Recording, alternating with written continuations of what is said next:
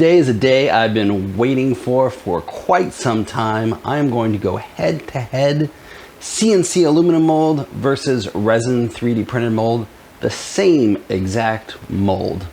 Let's check it out.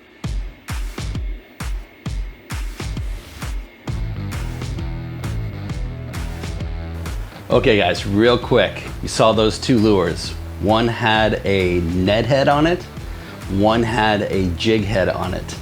Put a comment below which one you think came out of the CNC mold. Don't cheat, do it now. So you probably got that right, but there's some interesting caveats here I want to talk about. Let's talk about how I had this CNC mold produced. I used a company called Proto Labs, which is kind of like a big dumb CNC machine in the sky. You upload your files in a format they support. I use the step format. I don't know if it makes a difference. I don't really know what I'm doing if you haven't figured that out by now.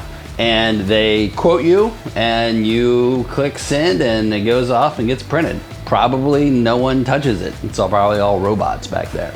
Let's talk about production time real quick. From Proto Labs, from the moment I uploaded it till I received it, I think was about 3 weeks. I chose the super slow option, right? Because it was the cheapest. If I would have picked the fastest option, I think this would have run me about $1,800 for this mold. Choosing the slow option was almost less than half of that, 709-ish bucks or something. Now it takes me about 10 hours to print the fiddle fin mold. So obviously it's faster to print than it is to get it from Proto Labs.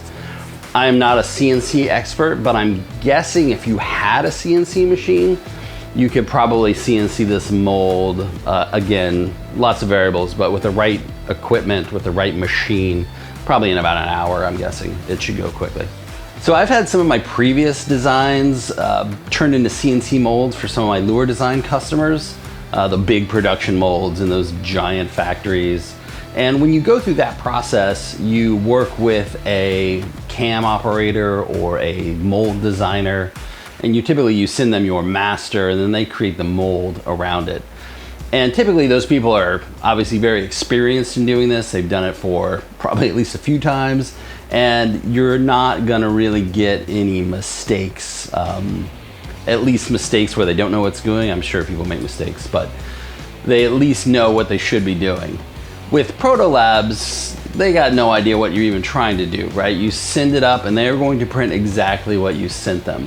And so in my case, the mistake I made is I forgot to add venting to this mold. That's kind of a big mistake. And so, but the good thing is the mistake was made both on my resin mold and on my aluminum mold, and I don't think it impacted the results really at all from what I'm seeing. I just bring that up because if you want to use Proto Labs, you absolutely have to know what you're doing. And that is a big thing to keep in mind. No one is there to hold your hand. So I want to send my fiddle fin mold because it's one I've shot before, I've used before, I know it works. Really comfortable with the results of this mold.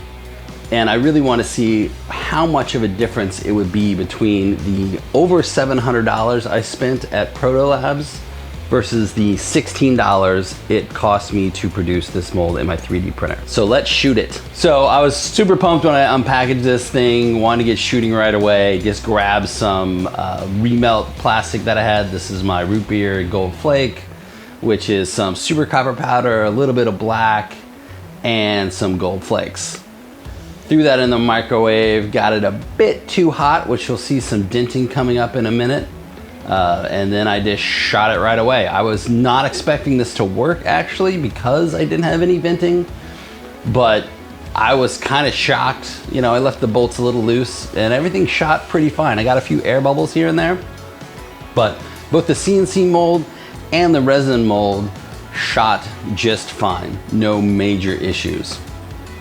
So the moment of truth comes, I crack them open and boom, the CNC mold looks like a CNC mold. Oddly enough, right? It's obviously shiny.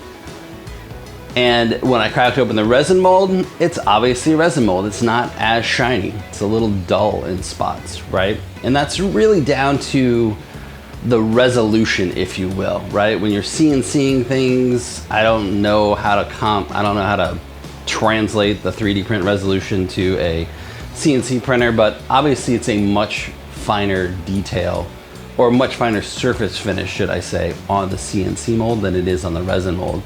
Because the resin mold, really you're looking at about 0.05 millimeters, 50 nanometers, I think.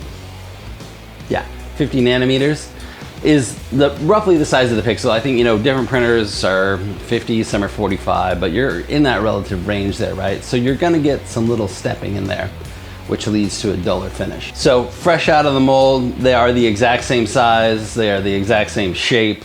I have random denting from shooting it too hot in both of them. There's really no difference in performance other than shiny versus not shiny. What about when we throw in a bag with some worm oil? How much does that difference show up? And honestly, you know, you can kind of see it if you knew what you were looking for, but throwing all of these in a bag with some worm oil, like, if you didn't know, like, you wouldn't notice any difference, I don't think. And the footage I showed you earlier was them after they were sitting in the bag for a while and I took them off. Shot with my macro lens really up close, you know, you can see the difference there. Now here comes the big question. Is shiny worth $680? I don't know, right? That's really tough. That's a really tough call for me, right? Yeah, now aluminum will last a little bit longer. If I drop aluminum on the floor, it's not gonna break, where my 3D resin mold could break. But check out this math. Let's round up my cost of my resin mold to 20 bucks to account for printer time, electricity, my makeup for these videos, all kinds of stuff, right? Plus the math is just easier. Like, I don't want to do difficult math. At 20 bucks a mold, I can print 35 of these molds before I hit the cost of a single mold with aluminum. Wow. So all the issues you could potentially have with resin molds in terms of durability, and maybe aluminum cools a little bit faster than resin, which I'm gonna do some tests coming up, but I don't think it's that much. But I could literally have my entire workbench stacked with 35 of these molds for the same cost as having one to easily counteract any of those issues. So it really comes down to shiny versus shiny, and if shiny is worth $680 to you, you know, go for it. Be sure to hit that subscribe button, because next up we're going to use a few different coats on these resin molds to see just how shiny we can get it. But like I said, other than the shiny, they are the same. There's no difference in dimension, there's no difference in size, there's no difference in the swim, nothing. Exactly the same. So if you want the full story on the fiddle fin, click right here. And again, make sure you click the subscribe button here as we continue making shiny resin molds. Take care, tight lines. Bro.